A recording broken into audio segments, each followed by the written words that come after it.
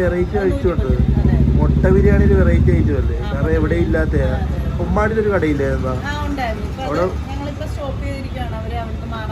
അവിടെ നമ്മളെപ്പോലുള്ള ഒരു തേടി വരുന്ന ഒരു ഐറ്റം, കാരണം എവിടെ ഇല്ലാത്ത ഒരു ഐറ്റമാണ് മുട്ട ബിരിയാണി. 2 മുട്ടയും വെച്ച് അതിപ്പോ ഇവിടെയും ഉണ്ട്. ഇതാണ് ബിരിയാണി. ചിക്കൻ അല്ലേ? ദമ്മ്.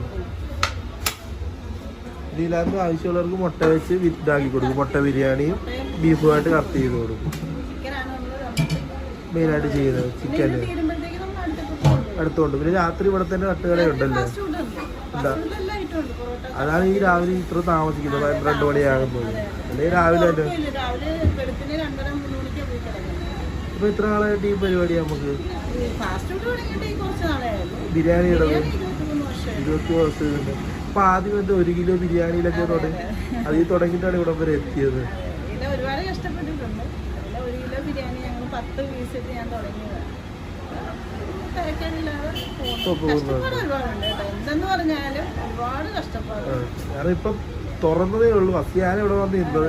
ഇപ്പൊ തന്നെ അവിടെ ഫ്രണ്ട് ആള് നിറഞ്ഞിട്ടുണ്ട്, ഏറി വരുന്നുണ്ട്. അതിനെന്താ ബീഫൊക്കെ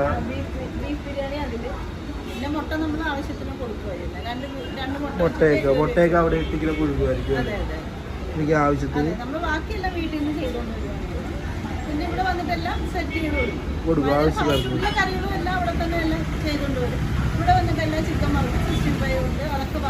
ഇത് പാഴ്സലായിട്ട് കൊടുക്കുമല്ലേ? ഇപ്പൊ വന്നതുകൊണ്ട് പാഴ്സലൊക്കെ ഇനി എടുക്കണം അല്ലേ? പാഴ്സലൊന്നും വരുമ്പോ ലൈവായിട്ട്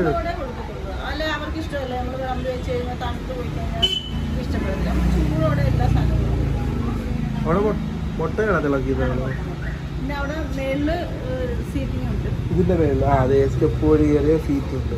അതിൽ നൈറ്റ് ഫുഡൊക്കെ കഴിക്കാവുന്നവർക്ക് ഇരുന്ന് കഴിക്കാം. ഇവിടെ ഇരിക്കാൻ ചെറിയ സൈസ്. ഇവിടെ എല്ലാം കൂടെ ചെയ്യണ്ടേ. ഇവിടെ മുട്ട ലൈവായിട്ട് കൊടുക്കുന്നുണ്ട്. ഇതിനകത്തല്ലോ ബീഫ്. 3 ബിരിയാണി. പിന്നെ വൈകുന്നേരം ആകുമ്പോൾ തട്ടുകടയിലെ കച്ചവടങ്ങൾ. അതാണിപ്പോൾ നിലവിലുള്ളത്. അപ്പൊ അവിടെ പേരെന്താ വരുന്നത്? പേര് രാജി. മകനും അമ്മയും കൂടെ നടന്നത്. എല്ലാരും ഉണ്ട്. എല്ലാരും കൂടെ നടന്നൊരു. അല്ലാതെ അപ്പൊ വേറെ ഷോപ്പുണ്ട് ഇത് കൂടാ? ഇത് മതി. ഇതുകൊണ്ട് തന്നെ ജീവിക്കാനുള്ള കിട്ടുന്നുണ്ട്.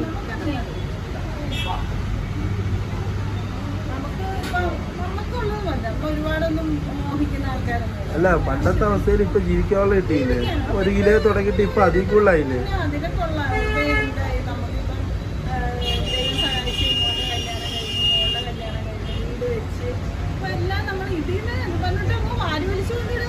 അല്ല ഒരു കച്ചവടത്തിൽ ആദ്യത്തെ സാഹചര്യം അതല്ലേ, 1 കിലോയിൽ തന്നെ തുടങ്ങിയതല്ലേ?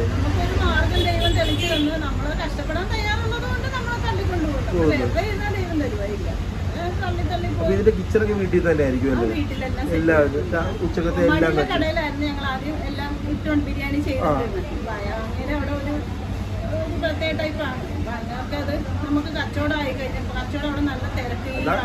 അതങ്ങനത്തെ അറിയാം. കച്ചവടമായി പുള്ളിക്ക് ഒന്നിട്ടാലും പുള്ളിക്ക് ലാഭം പിടിക്കാമല്ലോ. ഇപ്പോഴത്തെ ഉള്ളതാ.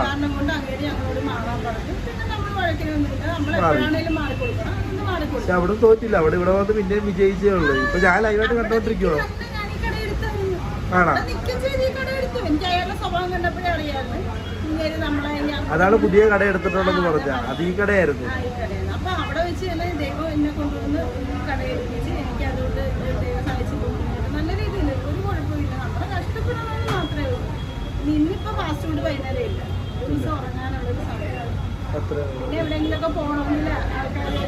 അപ്പൊ ബിരിയാണി ഉണ്ടോ? ബിരിയാണി ഡെയിലി ഉണ്ടല്ലേ? ഇത് കറക്റ്റ് ലൊക്കേഷൻ എവിടെയായിരുന്നു? ഇത് കറക്റ്റ് ലൊക്കേഷൻ മഞ്ജുള ബേക്കറി അല്ലേ?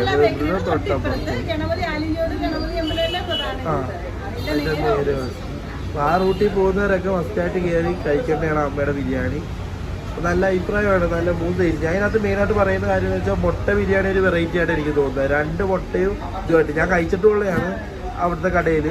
അവിടെ കഴിച്ച് 2-3 വട്ടം ഞാൻ എൻ്റെ ഫ്രണ്ട്സൊക്കെ ആയിട്ട് ഒന്ന് കഴിച്ചിട്ടുള്ളത്. അത് തന്നെ കാരണം സാധാരണ ഇപ്പോൾ ഒരു കൂലിപ്പണിക്കാരെല്ലാം ഫുഡ് കഴിക്കാൻ ഇറങ്ങുമ്പോൾ 70 രൂപ ഊണ് വേണം. ഇത് 2 മുട്ടയും ചോറും തിന്നുമ്പോൾ വയറും നിറയും. അപ്പോൾ അതൊരു ലാഭമാണ്. ഓവറായിട്ട് നെയ്യും കാര്യങ്ങളൊന്നും യൂസ് ചെയ്യാറില്ല. നമുക്ക് ന്യായമായിട്ടുള്ള നെയ്യും കാര്യങ്ങളൊക്കെ നമ്മൾ യൂസ് ചെയ്യാറില്ല. എന്നുവെച്ചാൽ ആൾക്കാർക്ക് ശരീരത്തിൻ്റെ ഇതും പിന്നെ അവർക്കൊരു മത്തടിയിലുള്ള സാധാരണ ബിരിയാണി കഴിക്കുമ്പോൾ അങ്ങനെയാണല്ലോ, ഒരു മടുപ്പ് മത്തടിയിലും വരും. ഇതിൽ ആൾക്കാർ ചെയ്യണം താഴത്തെ സ്ഥലം കഴിഞ്ഞ് മേളിലോട്ട് കയറിക്കൊണ്ടിരിക്കുകയാണ്. ഇങ്ങനെ കച്ചവടം നടക്കട്ടെ. അപ്പോൾ ആ ചിരിയാണ് ഏറ്റവും വലുത്. ആ ചിരി കണ്ടാണ് ഞാനും വന്നത്. അത് ദൈവം സഹായിക്കട്ടെ. ഇതല്ലേ മോൻ കച്ചവടമൊക്കെ ഉണ്ട് ഇപ്പോൾ? കുഴപ്പമില്ല. ഇപ്പോൾ നമ്മുടെ നോർമൽ ചിലപ്പെല്ലാം കഴിഞ്ഞാൽ ഒരു ചെറിയ കുഴപ്പമില്ല. നമുക്ക് നമ്മുടെ കസ്റ്റമർ ബിരിയാണി ഇഷ്ടപ്പെടുന്ന ആൾക്കാരുണ്ട്. ഈ രീതിയിൽ തന്നെ അങ്ങോട്ട് പോകട്ടെ. ഓക്കെ. മോൻ ഗൾഫിലായിരുന്നു, അവനിപ്പോൾ 5 വർഷം അവിടെയായിരുന്നു. ആണോ?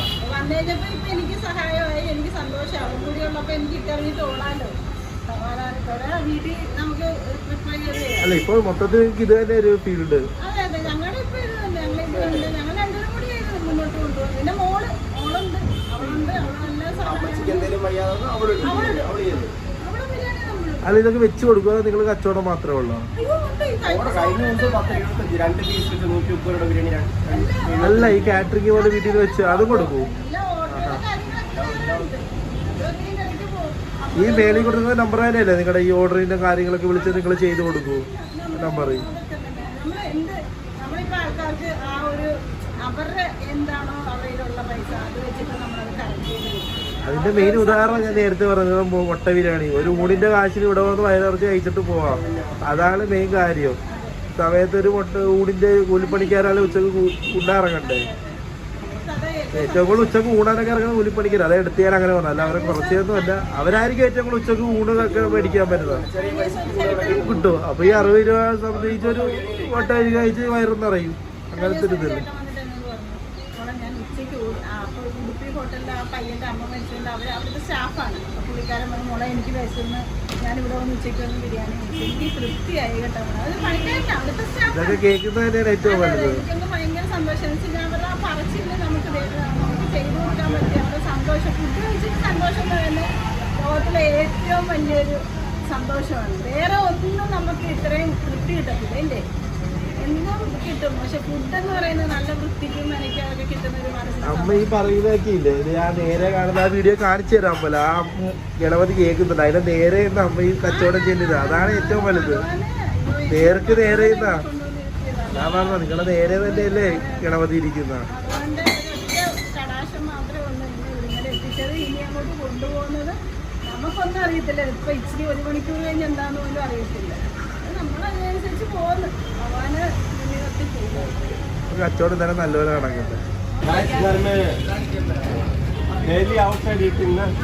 കടയൊക്കെ തീരാറ് മണി 1:30 ആകാൻ പോണേ ഉള്ളൂ. ഒരു 12:30 വന്നേ ഉള്ളൂ. 1 മണിക്കൂർ കൊണ്ട് ആകുമ്പോൾ നേരത്തെ പറഞ്ഞു ഇതുപോലെ തന്നെ ആളിപ്പോഴും അവിടെ നിന്ന് കഴിച്ചുകൊണ്ടിരിക്കുന്നു. ബിരിയാണി തീരാറായി. ചിക്കൻ ഉണ്ട്, ബീഫ് ഇതൊക്കെ തീരാറായി. ഇപ്പോഴും അവിടെ ആൾ നിൽക്കുകയാണ്.